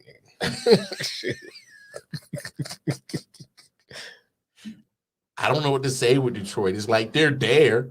They've been close to victory at least 4 times already. Well, shit, no, all 5 games, really. Right. It's not like they've been getting blown out and just getting like the dicks kicked in. Like Detroit Lions been in every game. They established a run in a couple of games, looking good. Yeah. Jamal Williams looking good. Swift been looking good. Yeah. It's just Jared Goff want to do something stupid. Oh, here we go. I mean, the defense not superb, but I can see the potential in it. Injuries been killing. They lost a couple players, a couple of defensive ends, but I think that okay, they got their ass kicked by Green Bay. That's the only game, right? But other than that, they've been in every game. So I mean, I like the potential that I see, but at the same time, potential don't win games. Oh, it never will. So I want to see some wins, not no potential. No, and I got you. I'm with you, but. They got to win one somewhere. I mean, they got some tough schedule ahead. They got they Minnesota again. They got. I'm surprised they don't play Green Bay twice this year. They don't. They play Chicago again. No, they play Detroit. Detroit plays Green Bay twice. That's their division. I looked at it. I ain't see Green Bay out there twice. No, you just weren't looking right. You weren't looking clear enough. Let me see. They in the same division. They gonna play each other twice. I promise you. So this is Green Bay, Chicago, and Minnesota. All right, here we go. It's they usually play them like Thanksgiving or some shit like that. There we go. They be on some BS. No, it's ESPN app, man. All right. Well, because this is kind of more geared to me. Because you can set it up to how you want it. Yeah. All right, they got Cincinnati. They got the Rams. They ain't winning the Rams. They got a chance with Philly. Depends how Philly play. Yeah. Then they got Pittsburgh. Then they got Cleveland. Well, Pittsburgh, that's a chance. Yeah, that's a chance. But I don't know. Then they got man, I ain't putting faith in Pittsburgh again just because they beat old sorry ass Denver. I don't think the Lions can beat Denver. Hey, fuck out of here. So then they got Cleveland. Bro, they can hang with Baltimore. They can hang with Denver, dog. So all right, here we go. So they got after Cincinnati, they got the Rams. Then they got Philly, Pittsburgh, Cleveland, Chicago again, Minnesota on December 5th. Now, that stops right there. Oh, this because you ain't get the full schedule, man. It's all right. I got you, brother. I got you. No worries. But that schedule, okay, here it is. That schedule doesn't sound that bad. Here it is. I got it. All right. I had to go down. So then after the 5th. Oh, niggas will text. They play they play Broncos. They play the Cardinals. Yeah. The Falcons. Seahawks and then the Packers the last game. Yeah. So I don't see them losing all those games. They may have a chance with the Falcons and the Seahawks. So they might not go 0-17. No way. I mean, I wouldn't be surprised if they do it. But I don't. They should be able to win out these 3 games. Nah, they not going over 17. They get 3 games. But either way, I kind of want to go 17. For what? Move them up in that draft. I got some extra picks too. I'm like Nick, man. Shoot, just build. Build. You know, I look at college football like I'm window shopping. I like him. I like getting him right there. Get him. Oh yeah, I like that. Right. Oh yeah, get him. Yeah, you know what I'm saying? Shoot. Wow. Now I need an upset, so let's go Detroit. Let's get one. 4-1 Green Bay Packers. 3-2 Chicago Bears. My heart won't say Chicago. I know. I'm feeling the same thing. I'm like it's still that bad. Justin Fields is like. I ain't worried about Aaron Rodgers. I'm not saying he's not a great player. I'm more looking at what can Chicago do. You know what I'm saying? And that you don't know. And you don't know. They so up and down. If that defense play like they can play. Nah, that defense just been tired, bro. You know what I'm saying? They've been on the field a lot. I'm just saying. They've been on the field a lot. If they can play, they can play. They can make it a close game. All you need is like a score. And you can ink out a victory. I'm going Green Bay. Yeah, I was about to say like how I'm wasting words. Yeah. Going Green Bay. I'm trying to do some filler. Yeah, we got a 2-hour show. Yeah, we got about like 37 minutes left. You know what can I feel? I have lips must use them. Right. Now this game coming up, well, hold on. Let me throw some Philly in there. Yeah, please. Okay. When you got a team like Chicago, when you really don't know what their offense is, and they just lost their best running threat in David Montgomery. David Montgomery, that's another thing. He's going to be gone for a couple of months. You know, I don't see much running game unless they do it like Baltimore with Justin Lamar, Fields like Lamar, and use Justin Fields as your first running option, and that makes your linebackers hesitate. And if you just get some kind of run from your whatever running backs you got left, then that makes a little bit of difference. And, you know, especially if you get the run established, it's going to make the passing part a lot easier. But Green Bay finally, after that blunder they had against week 1 against the Saints. But here's the thing, and not to cut you off, it's not like Green Bay really look unstoppable. I'm not saying Green Bay's unstoppable. They don't look like. I mean, they not looking like they a great team. They look like a good team. They look. They could have lost San Fran. They could have lost Cincy. Hey, but I'm saying, I get what you're saying. Should have, could have, but they didn't know. About my point is, it ain't like they went on there and they blew San Francisco out. Yeah, San Francisco was dumb to score so quick. I wouldn't, you had enough time. You could have made some running plays, run some time out the clock. That's on the other side of the 50. Mm-hmm. With plenty of time on the clock. Run the ball. Because even if you kicked the field goal and didn't score, you still had the lead. Yeah. And if you ran the clock all the time down, kick a field goal, you going home with a win. That's fair. And Aaron Rodgers was Aaron Rodgers. That's a bad man. You know what I'm saying? So my thing is like, that was a giveaway game. Okay. And that's not taking away from Green Bay. If Cincinnati field goal kicker make a field goal, that game's done. That game's done. No, I feel you. Yeah. Look, you're not wrong. But at the end of the day, they won. They won. They won, and they're finding ways to win. And other teams finding ways, they finding ways to give them the game. Right. Just like I said, I mean, that Pittsburgh game, they were totally better than Pittsburgh. So if they would have lost that, then I would have had other questions about Green Bay. Mm-hmm. You beat the teams you're supposed to. They beat up on Detroit. Right. So that week 1 to me is probably going to be their only outlier game of the year. And like, what the hell was that there? Okay, so yeah, Green Bay's fine. They'll find a way to go another deep run in the playoffs, and it depends on if Aaron Rodgers plans on playing all out in the NFC Championship game and not losing again in January. That's up to him. But they'll be there. They'll be at the end of the season as one of the best teams in NFC. North. NFC North? Yeah. I don't know. Because I get what you say. In the NFC West, that whole division it will take away Seattle now that Russell's out. Because I don't have no faith in Well, you saying you said one of the best teams in NFC. I'm saying NFC North. They're one of the better teams in NFC North. Oh, in the NFC North, yeah, that's without a doubt. Right. I'm saying in the NFC. I'm saying NFC North. Well, you got Tampa. Okay. You got the Rams. Okay. You got the Cardinals. That's 3. And the way Dallas playing. 4. And I hate that. Yeah, you almost choked saying that. I know it's hard to give Dallas compliments, because how about them Cowboys? We them boys. Man, look, I was on Facebook the other day. Like you seen we them boys. We them boys. Oh, did y'all win the Super Bowl? We them boys. Them boys. Well, I tell y'all. I'm like, what is going on with you? I didn't know they was handing out Lombardi trophies. You know what I'm saying? In October. I ain't never seen so many people happy with a participation trophy. You know what I'm saying? That's what equivalent to. Beat the Giants. Look, and they was getting hurt left and right. Thanks for showing up. Here you go. You know what I'm saying? I don't know, man. I've never seen so much. We gotta get Corey on this show, man. Oh no, we gotta get Corey on the show. Corey Chin, if you listening, bro, we're gonna get you on this show, Mr. Cowboy. All right, but go ahead. You were saying? No, look, Green Bay's fine. Chicago, they got too many questions to get answered. To me, the 3 wins they got, I'm not saying they were spectacular, but you get some W's when you got the chance. Yeah, and they got them. They got them. But hey, you going up against a team like that, I don't know about that. Next up, in my opinion, is going to be the game of the week.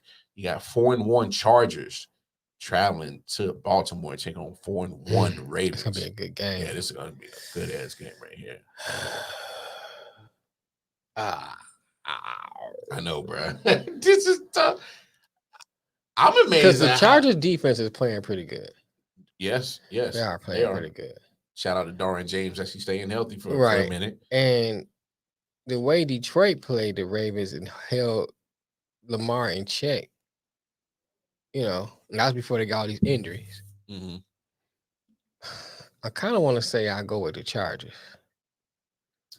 And it's hard to bet against Justin Herbert the way he been playing. He been playing. And the way they running game been looking nice. And if they can establish the run early, Herbert gonna pick them apart. And then on the other side of the ball, can Bosa keep Lamar in check? Or him putting pressure on Lamar and Lamar come out that backfield, they don't stop him. I'm at the thinking that they should probably have Darwin James spy him. And I get how good Joey Bosa is. But here's the thing. He spy him. And then what if Hollywood go nuts? Hey, you got other safeties for that. I'm just saying, but that's your best. But I'm saying, safety spying. I get what you're saying, but I'm not. No, well, let me say this. I'm just about to say, but I'm gonna let you say it. But it's not to say that the Ravens has spectacular receivers, and they use Darren James to spy on. It's a loss. But since that they receivers not spectacular, they're not bad, but they're not A1. Well, here's the thing. The only thing I'm worried about on the receiving end for the Ravens is Hollywood Brown and just cover deep. That's the only thing I'm worried about. I'm not scared of his route running. I don't think he's one of the best route runners. Right. And damn sure showed he's not one of the best catchers. He almost like my man in Tampa Bay. He bound to give you a drop. Yeah. At least going the game. And so I'm not sold on the receiving part for the Ravens. And like I was saying earlier about using Justin Fields like they do Lamar in Baltimore, he is the engine of that whole offense. Oh, yeah. And if you shut him down, you always gives your team a chance to win. And that's what I'm saying. You need to put somebody that can move with Lamar. Okay. And to me, majority, 99.9% of these linebackers is too slow to even get close to Lamar. Right. And so if you give a safety who's going to be a little bit lighter, and Derwin James is a hitter, Yeah. So he does help on the running end. Okay. Use him to that specialty. Because if you don't slow down Lamar, this is about to be a long day. You're right. Long day. And so that's why I'm going to roll with the Chargers. Ooh, I heard to say that too. I hate rooting for my division teams. I'm going Ravens. That hurts to say it, man. It does. Next up, 2-3, Minnesota, traveling 3-2, Carolina Panthers. Oh man, I'm tough on this one. This hard one. I feel like Ice Cube. I want to kill Sam. Sam was just disappointing. We gonna give him some props, and he turned around and stink up the joint last week. No Christian McCaffrey. Yeah, he got to clean up the turnovers, man. But that defense is still good defense. But damn it, I was watching that game last week. That defense was shutting Philly down. Like literally all 3 quarters. Right. And then 4th quarter, Sam couldn't sustain drives, turnovers, and then next thing you know, that defense got tired. They're like, we don't, bruh, we tired, boss. Dalvin Cook still out? He has a more chance to play than Christian McCaffrey. I think Christian McCaffrey won't play. He probably won't play no more ever. I think Dalvin will be a game time decision. But I wouldn't rush him. Madison's been playing well. Their backup, Alexander Madison. I know. Madison like my white girl live down the street. Give me Carolina. Okay. On some real, Kirk Cousins was playing good football, and then last couple of weeks have been kind of mediocre. So I think we've hit that point in the year where Kirk Cousins starts turning into Santa Claus. Right. Looks like Sam Darnold has reverted back to Jet Sam Darnold. So I really don't know who's really taking this game, but I do trust Carolina's defense more. I don't know, bro. It's hard, bro. It's hard. You know what? I'm gonna go Minnesota. There you go. Go Minnesota. Come on, Kirk Cousins. Somebody gotta pick him. Come on, Kirk Cousins. Help me out, bro. Anyway, let's move on. The only undefeated team left in the league, 5-0, Arizona Cardinals, go to Cleveland, take on the 3-2 Baker Mayfield led Cleveland Browns.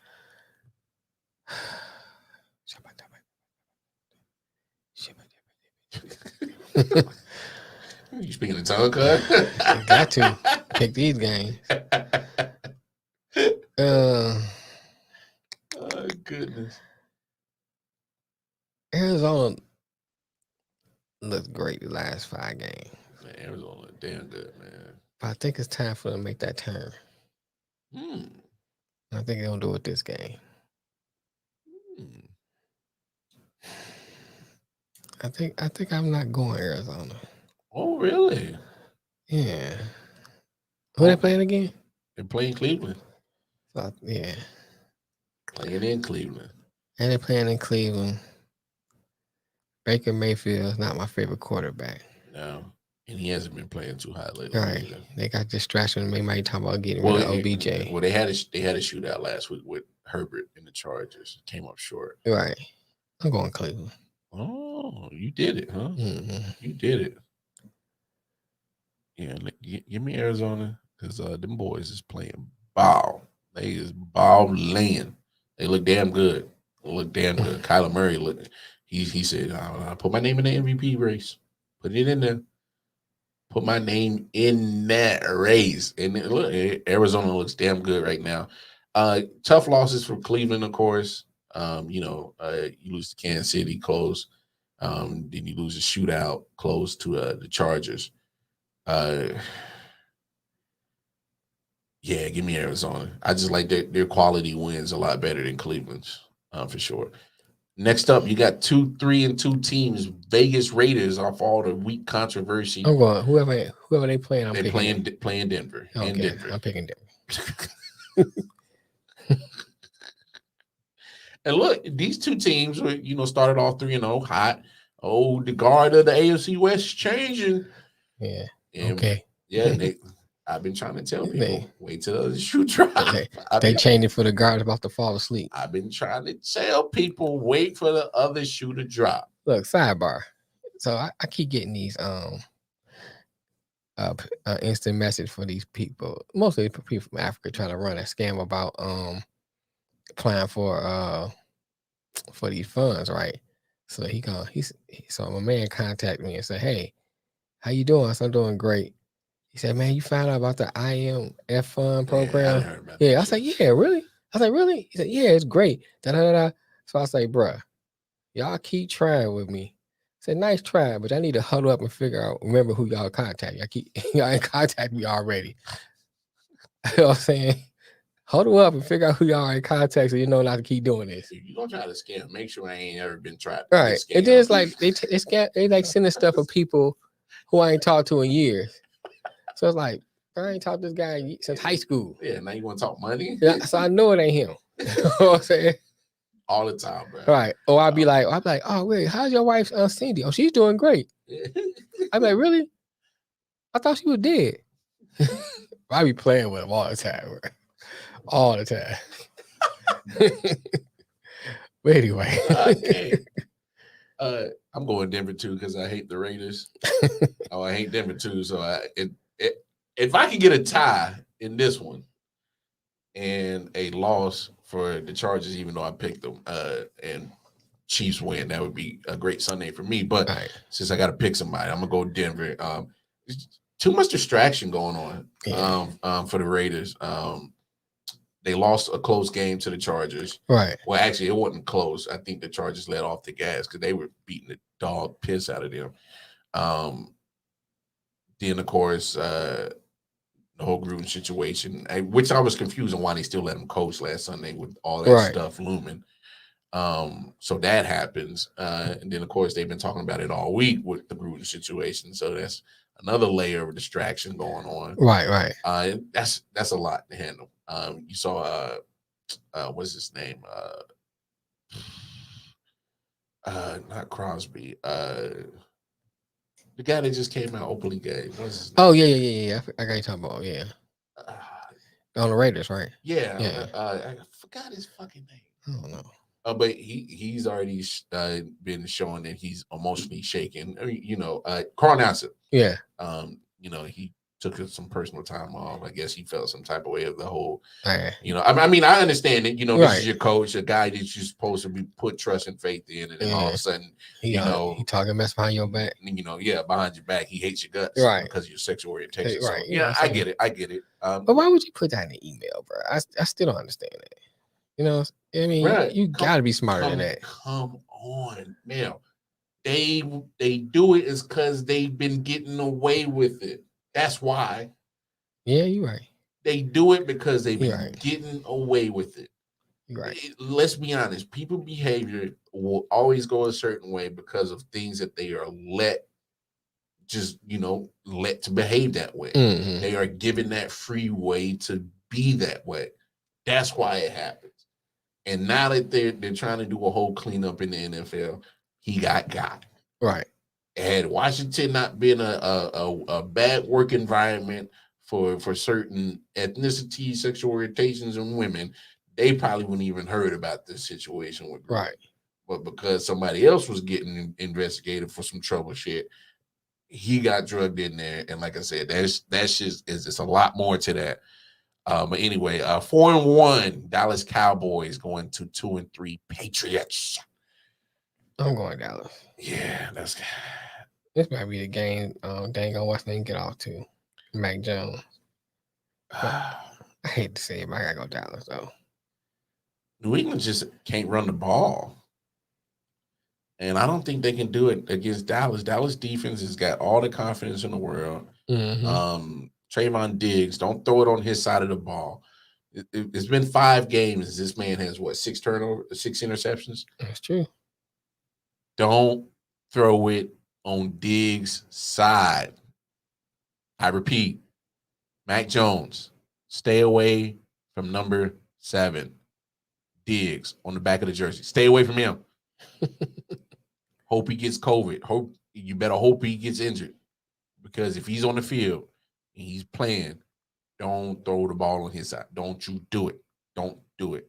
And New England they've been struggling running the ball, man. They just, the bread and butter of what Belichick does, and his defense been on the field too much. Right. I don't know who exactly you blame for that.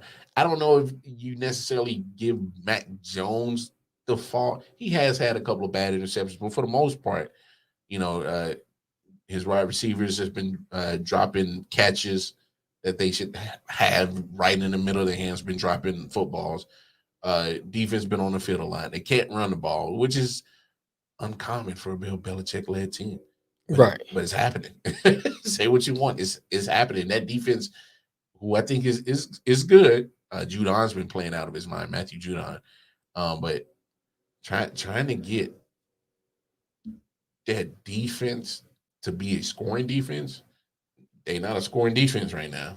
So they're hanging on and hope that they can get some help from the offense. But the offense has just been flat out boo-boo. Garbage.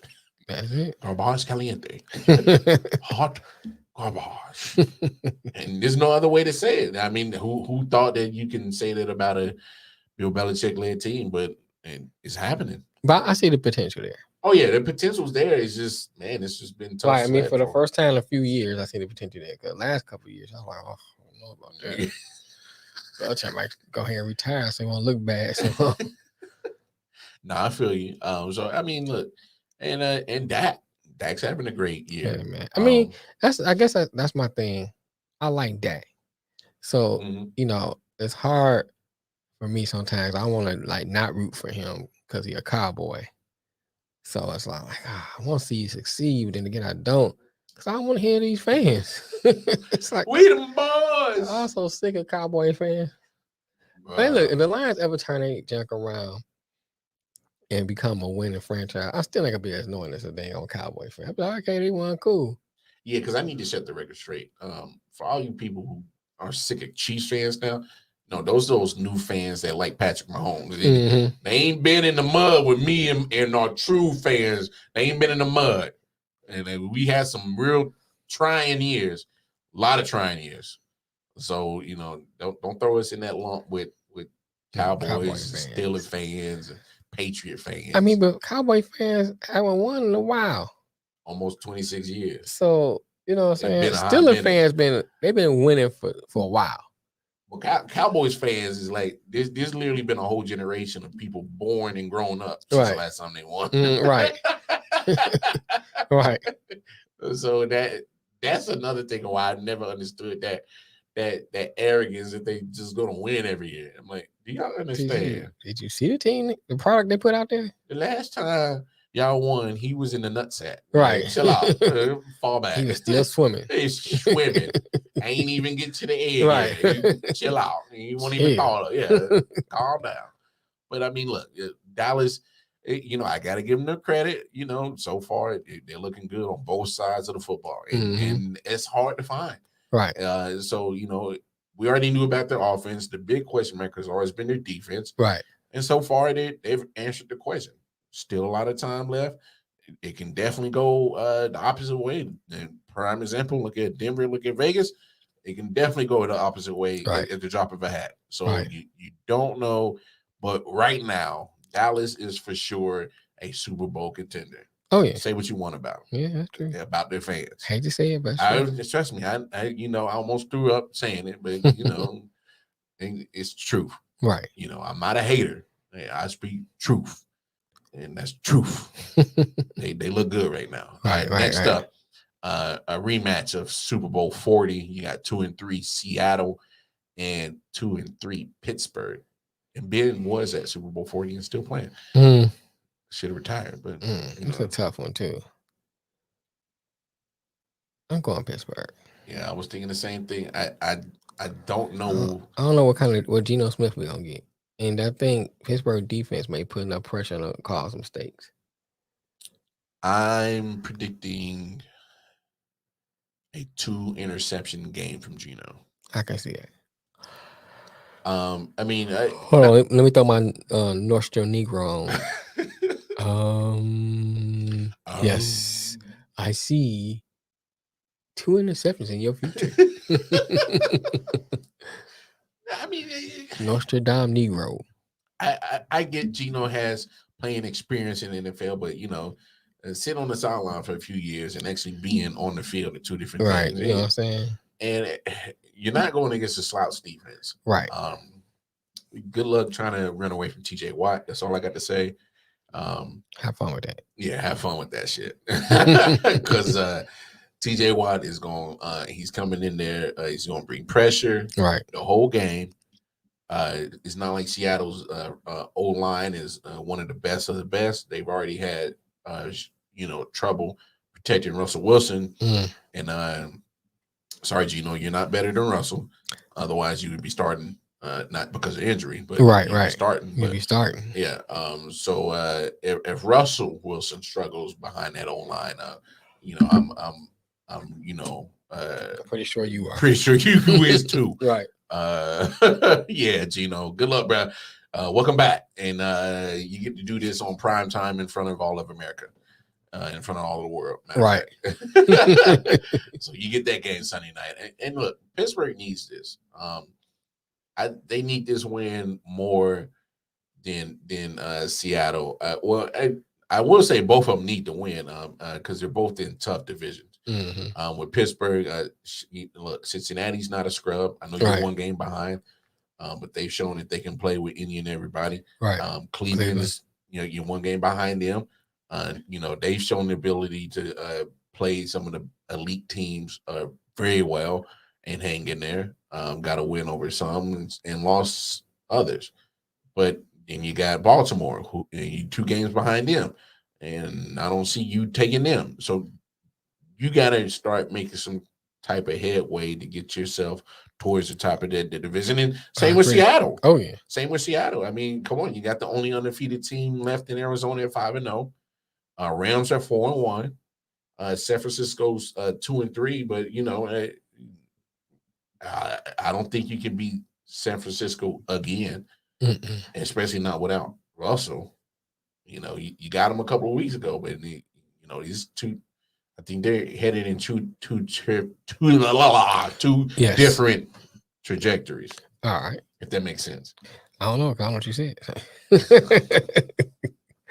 But go ahead. What's the next one? Fuck are you? Fuck are you? I mean, look, this one thing. How do you think Seattle is going to possibly look without Russell, though? Like the Lions.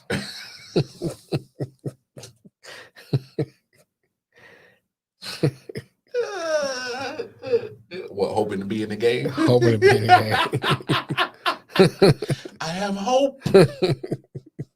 Hope, my brother. That they gonna look bad, man. I think. I mean, let Geno just surprise me. I don't think they're gonna look too well. Geno might probably listen. He's gonna have his best game of his whole life. He's like, "Oh, I heard them motherfuckers talking shit." Geno Brady. You know what I'm saying? Yeah, I don't know. Their defense ain't all that great either. No, Seattle's defense. Oh no. Yeah, so it's like they don't have nothing going. I mean, Russell was the best thing going for them. And now the best thing going for you is not playing. Doo-doo. So it's not looking good, bro. Right. Doo-doo. The doo-doo meter is going off. Well, go ahead. What's the next one? I see Dookie in your future. Right. Dookie in your future. Monday night game, you got 4-1 Buffalo taking on 3-2 Tennessee Titans. I'm going Below. Yeah. I still have no faith in the Titans defense. The Titans don't have faith in their defense. No, they fans definitely don't. Right. I don't know they coaching staff do, but look, Buffalo is literally man, they on fire right now. Oh yeah. Like I said on Monday's show, when me and Nick did the picks last Thursday, I needed to see Buffalo do it against a actual legitimate offense, and after last Sunday, after further consideration, Buffalo is definitely a top 5 team in the NFL right now. No doubt. There's no other way to put it. I mean, Josh Allen is a problem, man. Mm-hmm. He's, for his size, right. He shows good mobility, and then he's a hard guy to tackle at his size. So when they run the RPO and is successful with that, that opens up his passing game. And he's showing the ability to be a better, more accurate quarterback, especially last year with the jump he made from his first 2 years. And I mean, to me, that culmination of that whole game last week against Kansas City, I was like, oh damn. Oh, Buffalo said, no, no, player. Yeah, y'all ain't got us in the AFC Championship game. Oh, but we're gonna get y'all this game. Right. Guess who's back? Bruh, if Buffalo plays like that for the rest of the season, they might go to the bowl. That's a tough team to mess with. I in agree. The playoffs. I agree. I mean, AFC's loaded with teams. That's true. I mean, you look at the NFC compared to AFC. AFC seem to have more better quality teams. So we got NFC. You have Tampa, Rams, Cardinals, Dallas. Who am I forgetting? No, so Arizona, Dallas, Tampa Bay, Green Bay, and the Rams are 5 teams in the NFC for sure. You be like, they can make a run at the Super Bowl. Right. In the AFC, I mean, Chargers, Buffalo, Ravens, Chiefs, Cleveland. That's 6.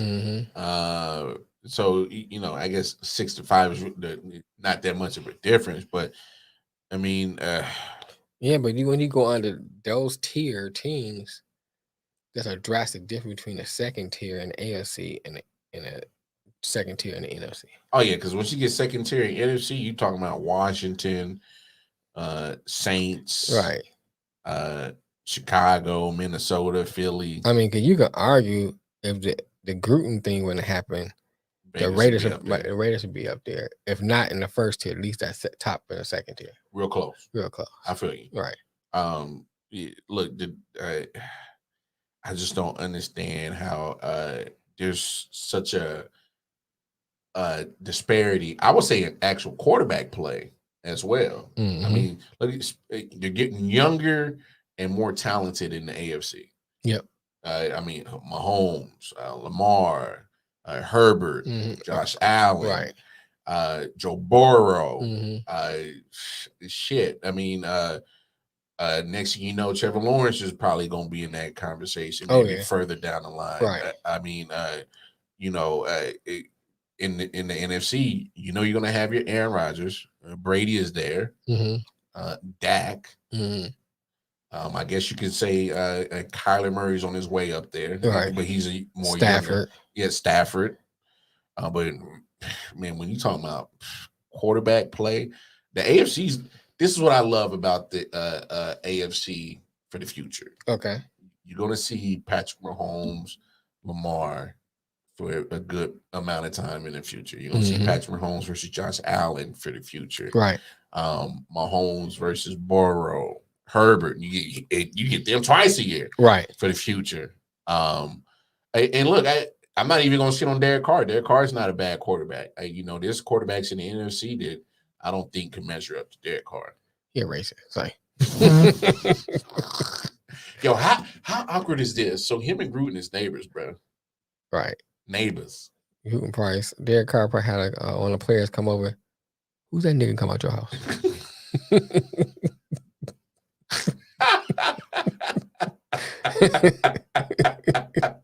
We keep track. It's a quota. You only get one nigga a week. You over the quota.